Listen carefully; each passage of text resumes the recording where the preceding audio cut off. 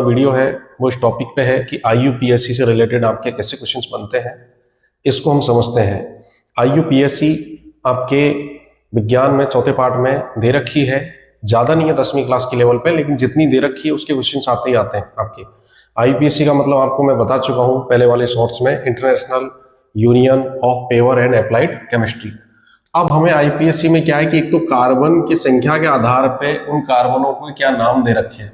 यदि किसी यौगिक में एक ही कार्बन दिखाई देगा, जैसे आपको ये यौगिक है CH4, इसमें एक ही कार्बन है, बाकी 4 हाइड्रोजन है, तो ऐसे यौगिक के लिए हम सबसे पहले उपयोग करेंगे मैथ का।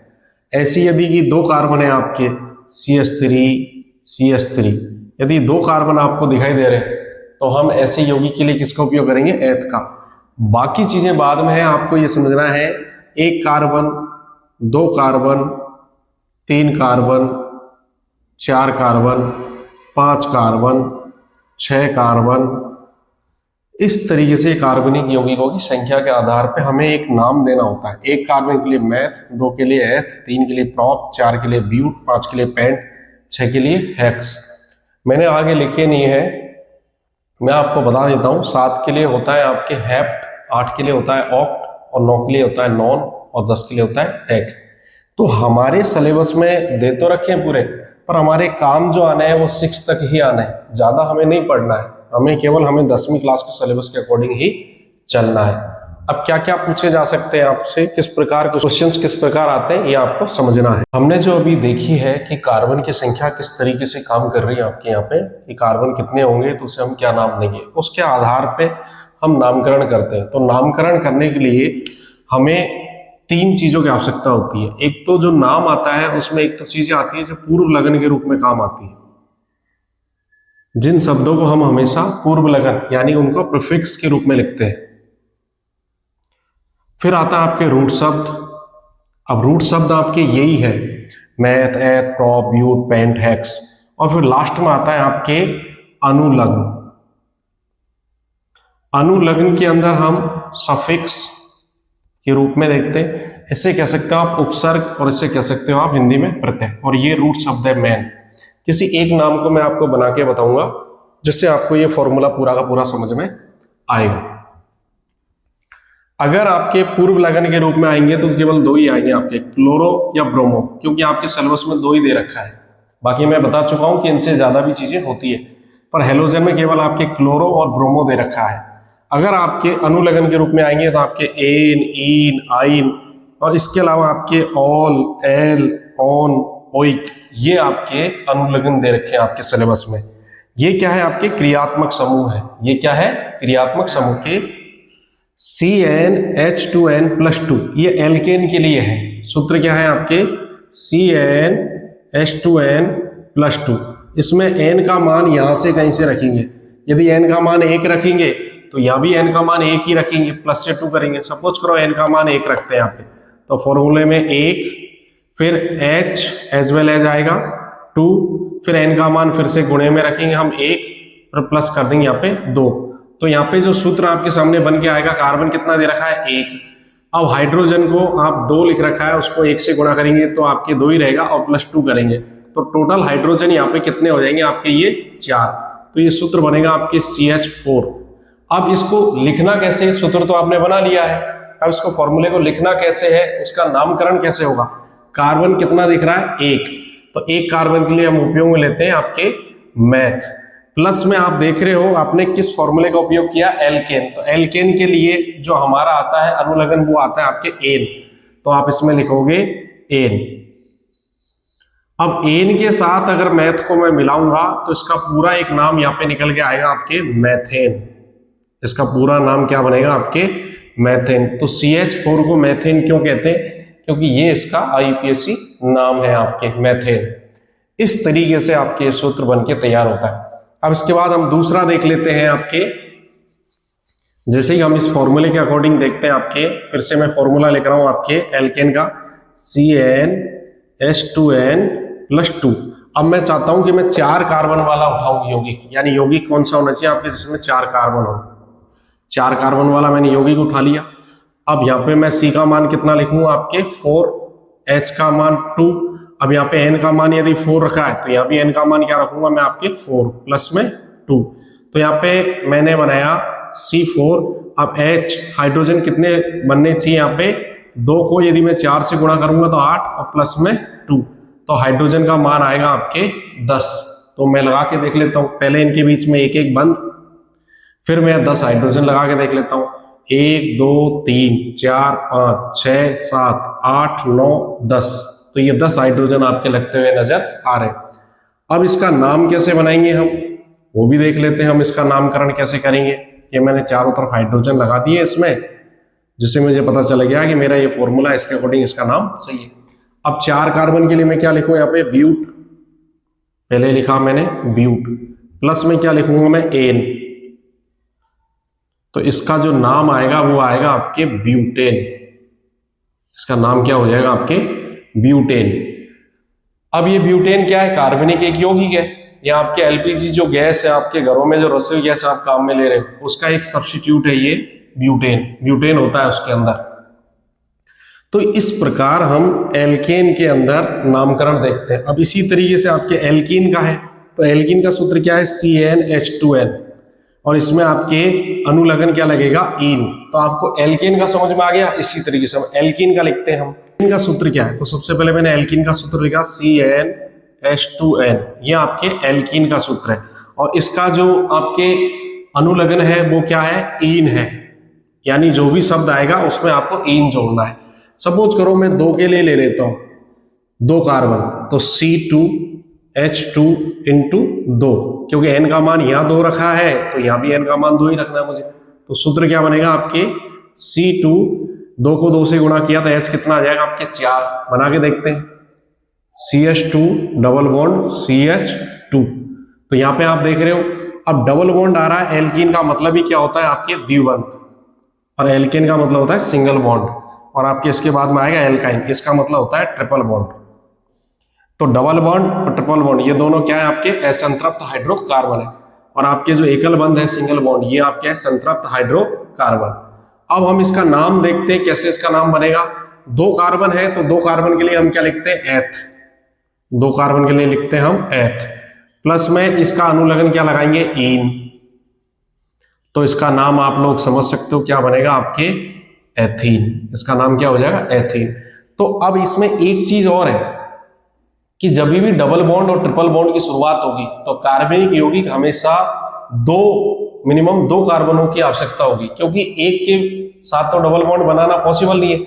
हमारे एल्केन तो CH4 मेथेन बन सकता है, लेकिन यहाँ पे आपके ये जो है ये आपके मेथीन नहीं बन सकती, क्योंकि एक के साथ आप किस तरीके से लगाओगे डबल बॉन्ड, ये तो पॉसिबल ही नहीं है।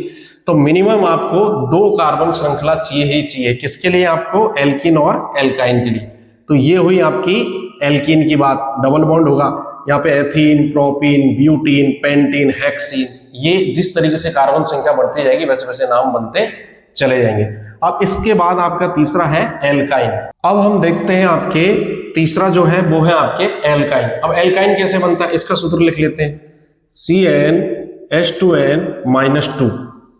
अब इसमें हम कोई भी एक कार्बन उठा के देखते हैं। जैसे कि मैंने उठा लिया प्रोप, यहाँ पे मैंने लिखा C3, क्योंकि प्रोप के लिए कार्बन की संख्या कितनी है, 3 है। फिर H2 इंटू 3 -2, क्योंकि माइनस का चिन्ह आ रहा है यहाँ पे फॉर्मूला में हमारे। तो मैं इसका सूत्र के साथ यदि इसका मैं संरचना सूत्र लिखता हूं तो C3, 2 को 3 से गुणा करेंगे तो 6 आएगा, और 6 में से 2 माइनस करेंगे तो क्या आएगा आपके 4। तो आपके ये बना C3H4।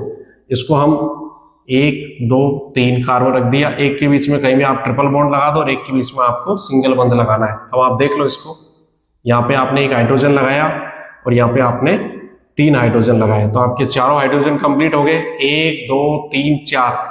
अब इसमें आप देख रहे हो इसका सूत्र सिंपल इस तरीके से आप लिख सकते हो, CH3 ट्रिपल बॉन्ड CH, ये इसका सिंपल सूत्र है आपके। अब कार्बन की संख्या कितनी दिख रही है आपको, 3। तो 3 के लिए हम क्या लिखते हैं, सबसे पहले प्रोप।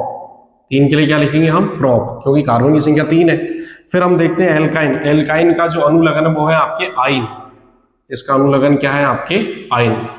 तो प्रोप प्लस आइन, तो इसका नाम हो जाएगा आपके प्रोपाइन। इसका नाम क्या बनेगा आपके प्रोपाइन। तो इस तरीके से अब यहां भी मिनिमम 2 कार्बन चाहिए आपको, 2 कार्बनों के बीच ही आप ट्रिपल बॉन्ड को बना सकते हो। तो इनकी जो श्रृंखला स्टार्ट होगी आपके एल्कीन और एल्काइन, इनके लिए मिनिमम आपको कितनी कार्बन श्रृंखला चाहिए? 2। अब इसके बाद आप जैसे प्रोपाइन के बाद में ब्यूटाइन, पेंटाइन, हेक्साइन कुछ भी बना सकते हो। जितनी यहाँ पे कार्बन संख्या होगी उसके आधार पर नाम बदलता चले जाएगा। अभी आपको याद क्या क्या करने हैं, एग्जाम में आज तक क्या क्या पूछा गया है। एल्केन का सूत्र बताओ, CnH2n+2, ये एल्केन का सूत्र होता है। फिर आपसे पूछा गया एल्केन का मतलब होता है सिंगल बंध, और इसमें अनुलग्न क्या लगता है आपके एन। फिर आपके एल्कीन का बताओ, CnH2n एल्कीन, इसका जो आपके अनुलग्न है वो है इन और डबल बॉन्ड।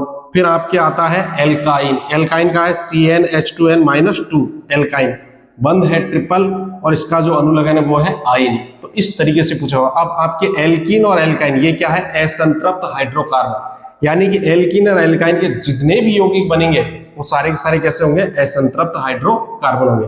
और जो आपके एल्केन से बनेंगे वो होंगे आपके संतृप्त हाइड्रोकार्बन। अब हम इनको पढ़ेंगे क्रियात्मक समूह जब आते हैं किसी भी यौगिक में तो उनका नामकरण कैसे करते हैं, क्योंकि ये हमारे सिलेबस में मेन दे रखे हैं। मैंने इनके बारे में एक वीडियोस में आपको पहले पढ़ा दिया है शॉर्ट्स के अंदर, आप उसको भी देखना। आज इनका उपयोग सिखा रहा हूं मैं आपको। ये एक लंबा वीडियो है, इसको देख के आपको ये समझ में आएगा कि ओवरऑल इससे क्वेश्चंस बनते कैसे हैं और हमें क्या आंसर इसका देना है। ये क्वेश्चंस आते ही आते हैं आपके। अभी मैंने आपको एल्केन, एल्कीन, एल्काइन के बारे में बता दिया। अगर सिंपल नाम आए तो आप आराम से बना सकते हो, लेकिन अब हमें इस सूत्र की आवश्यकता है कि ये सूत्र किस तरीके से काम करता है। 1 नंबर, 2 नंबर रूट शब्द और 3 नंबर आपके अनुलग्न। अब हम कार्बनिक यौगिकों के नामकरण में इस सूत्र का उपयोग करते हैं। सबसे पहले सपोज करो यदि इस तरीके से लिखा हुआ आ गया CH3 CH2 Cl, क्या करोगे इसका नाम?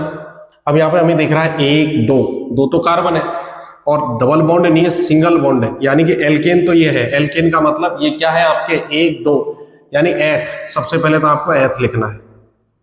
अब एथ यानी आपको सिंगल बंध दिख रहा है तो ये बनेगा आपके एथेन। और आपको यहाँ पे लास्ट में क्या दिख रही है? क्लोरीन लगी हुई दिख रही है। अब क्लोरीन के लिए हम क्या लिखते हैं? क्लोरो। पर ये शब्द क्लोरो और ब्रोमो हमेशा इस रूट शब्द से पहले आएंगे या बाद में आएंगे? पहले आएंगे, पूर्व लगन के रूप में आएंगे, क्योंकि ये दोनों ही क्या है आपके पूर्व लगन। तो इसका नाम होगा आपके क्लोरो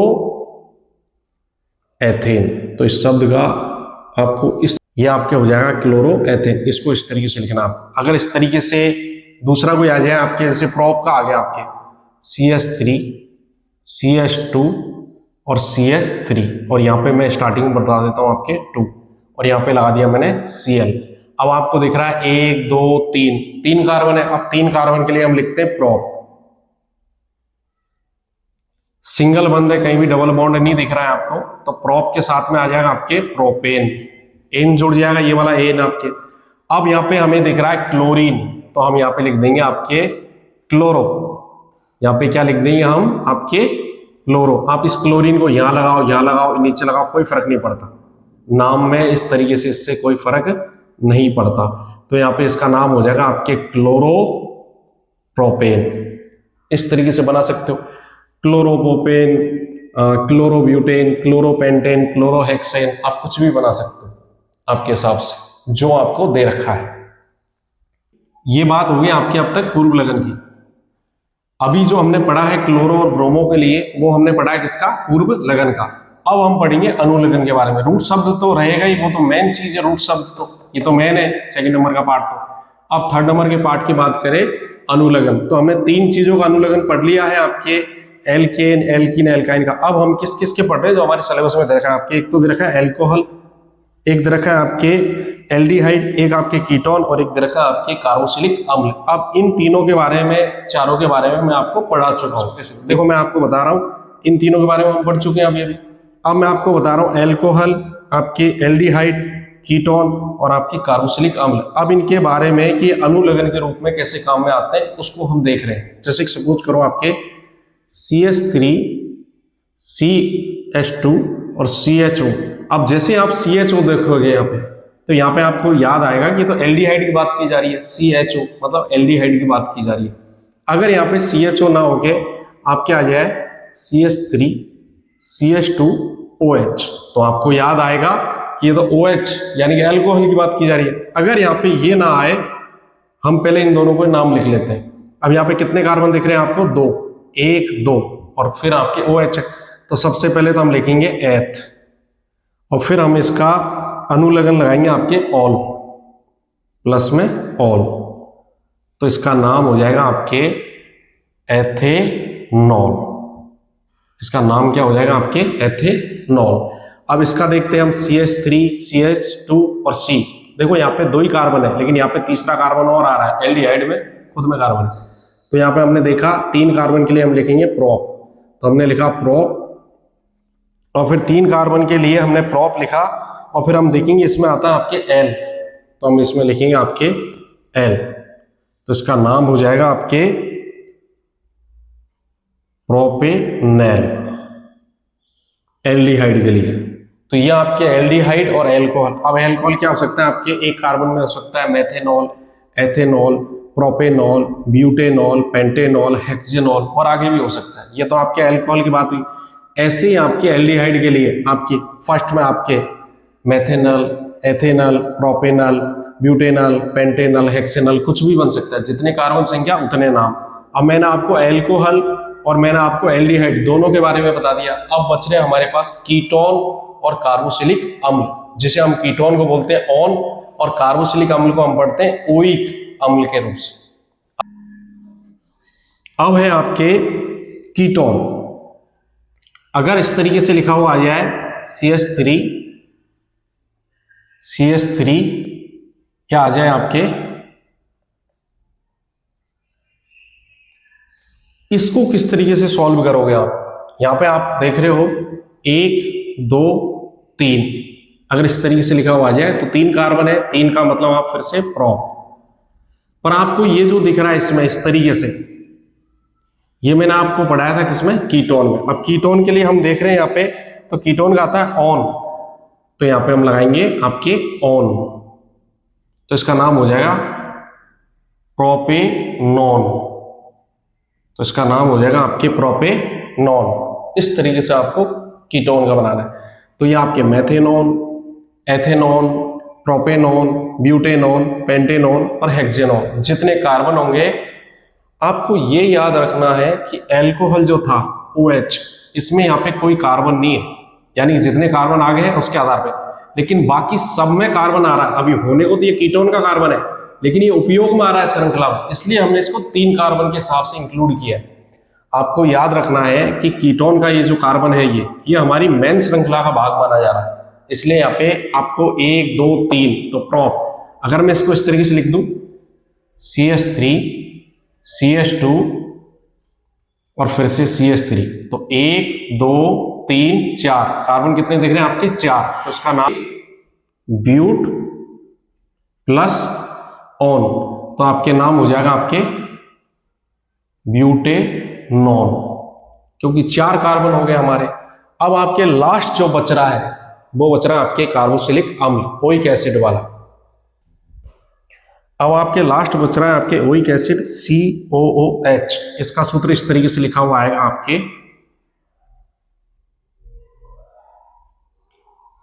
अब इसको हम उपयोग में कैसे लेंगे? जैसे कि आपके CH3 CH2 COOH इस तरीके से लिखा हुआ आ सकता है, या फिर इस तरीके से आ सकता है आपके CH3 CH2 और इस तरीके से, जैसे अभी ये लिखा हुआ है संरचना सूत्र।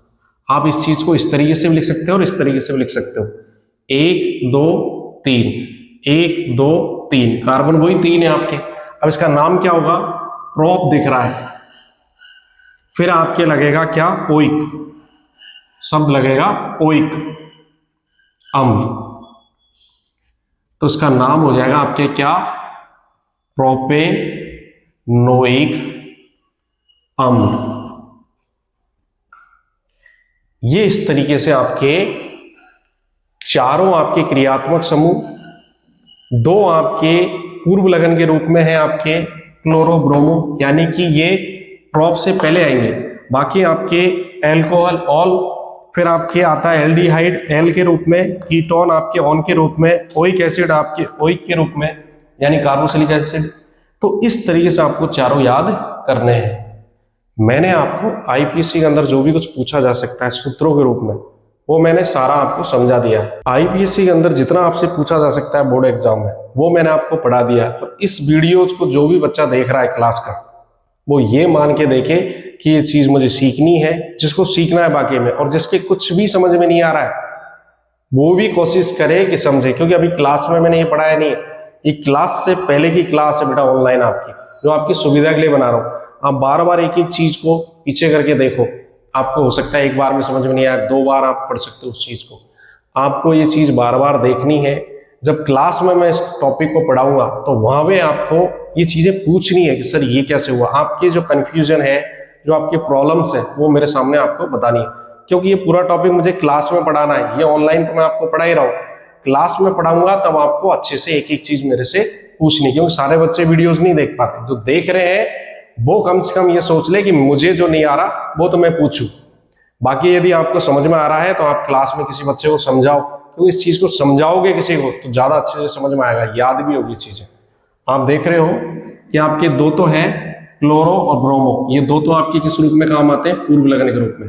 फिर इसके बाद में आपके एल्कोहल, एल्डिहाइड, कीटोन और आपके कार्बोक्सिलिक अम्ल, ये भी आपके चारों किसके रूप में काम आएंगे, आपके अनुलग्न के रूप में। यानी इन शब्दों का उपयोग हम क्या करेंगे, नाम के पीछे जो रूट शब्द है इनके पीछे इनका नाम लिखेंगे। जैसे ओइक अम्ल है आप, इस तरीके से। मैंने आपको एल्केन, एल्कीन, एल्काइन यानी सिंगल बॉन्ड, डबल बॉन्ड और ट्रिपल बॉन्ड, ये तीनों चीजें पढ़ा दी है। अगर मैं इनको नाम के रूप में देखूं तो एल्केन के लिए आपके मेथेन, लेकिन आपको पता है कि एल्कीन और एल्काइन ये आपके सिंगल बॉन्ड में नहीं बन सकते, डबल बॉन्ड में ये बनेंगे आपके, यानी कि 2 कार्बन चाहिए। तो यहाँ पे आपके हो जाएगा 2 कार्बन के लिए एल्केन में हो जाएगा एथेन, और यहाँ पे एल्कीन में हो जाएगा आपके एथीन, और एल्काइन में हो जाएगा आपके एथाइन। इस तरीके से आपको याद रखना है। फिर प्रोप में हो जाएगा आपके प्रोपेन, प्रोपीन, प्रोपाइन। इसी तरीके से यदि मैं ब्यूट की बात करूं तो यहां पर हो जाएगा आपके ब्यूटेन, ब्यूटीन और ब्यूटाइन। अगर मैं पेंट की बात करूं तो यहां पे पेंटेन, पेंटीन और यहां पे हो जाएगा आपके पेंटाइन। ये आपको समझना है कि ये हमने इन सूत्रों के आधार पे ही बनाए हैं सारे के सारे। अगर ये सूत्र आपको याद है, इन सूत्रों को आप अप्लाई करना जानते हो, तो ही इन नामों को निकाल पाओगे। अब सपोज करो जैसे प्रोपीन है, प्रोपाइन है, या ब्यूटेन है, या ब्यूटीन है, पेंटीन है, कुछ भी है, इसमें से किसी भी सूत्र के साथ में यदि हम पूर्व लगन या अनुलगन के रूप में इन चीजों को यूज करके देखते हैं तो इनका नाम कैसे बनेगा। जैसे सपोज करो मैंने एक सूत्र लिख दिया आपके यहाँ पे CH3 CH2 CH2 Cl। अब यहाँ पे हम देख रहे हैं 1 2 3 3 कार्बन है, तो 3 कार्बन के हिसाब से मैंने लिखा आपके प्रोपेन, क्योंकि सिंगल बंद है तो 3 कार्बन के हिसाब से मैंने लिख दिया यहाँ पे आपके प्रोपेन। अब हमें पता है कि पूर्व लगन के रूप में आते हैं आपके क्लोरीन और ब्रोमीन, तो मैंने पहले लिख दिया क्लोरोप्रोपेन। अगर ये ही आपके प्रोपीन के साथ आता तो ये कैसे बनता आपके CH3 CH2 डबल बॉन्ड आपके CH2 Cl, क्योंकि सिंगल वन वहां भी जाएगा आपके। तो 1 2 3, तो 3 कार्बन के हिसाब से आपके हो जाएगा क्या, प्रोपीन। लेकिन क्लोरीन पहले लग रहा है तो इसका नाम होगा आपके क्लोरोप्रोपीन, तो इसका नाम क्या हो जाएगा आपके क्लोरोप्रोपीन।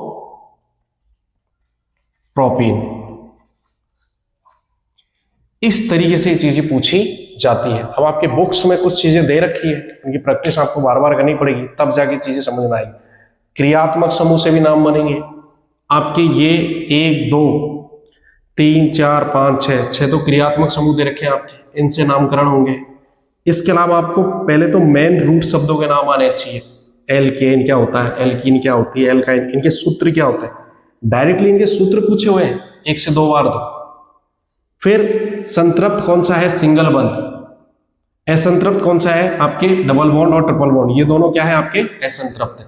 इसके बाद हम पढ़ेंगे, ये तो हमने अभी पढ़े कौन से आपके सिंपल वाले, इसके बाद हम कार्बनिक यौगिक पढ़ेंगे आपके कौन से, चक्रिक साइक्लिक कार्बनिक यौगिक पढ़ेंगे। फिर उसके बाद में हम समयावयवता पढ़ेंगे। बहुत सारे टॉपिक्स अभी इस चैप्टर में जो आपको पढ़ने हैं। ये जो वीडियो है ये काफ़ी बड़ा हो गया है, लेकिन आप इसको 1 से 2 बार देखो, क्योंकि इसको पूरा देखने से आपको ये मान के चलो कि आईपीसी समझ में आएगी ये नाम बनते कैसे हैं। क्लास में तो मुझे पढ़ाना ही है ये टॉपिक, लेकिन यहाँ से भी आपको ये चीज़ समझ में आएगी। आपको ये टॉपिक 1 से 2 बार देखने से ही समझ में आएगा, ऐसा नहीं है कि तुरंत समझ में आ जाए। इसी के साथ मैं इस वीडियो को ख़त्म कर रहा हूँ। यहाँ पे ये शॉर्ट्स नहीं है, ये लॉन्ग वीडियो है। इसको लगभग 1 से 2 बार देखो। ये बहुत मेहनत से मैंने बनाया है आप लोगों के लिए। ऐसा ना हो कि मैं बनाया जा रहा हूँ और आप लोग देख ही नहीं रहे। ये आपके लिए बना रहा हूँ मैं। आप यूँ मान के चलो कि आईपीसी समझना इतना आसान नहीं है, 10वीं क्लास की जो आईपीसी है, क्योंकि 11वीं क्लास में जाओगे तब तो बहुत अच्छे से समझ में आएगी, पर ये 10वीं क्लास बेस है उस चीज़ का। यदि आपको साइंस में कोई भी टॉपिक समझ में नहीं आ रहा है तो उसको बार बार पूछो, पढ़ो, तब जाके ये चीज़ें आपको समझ में आएगी।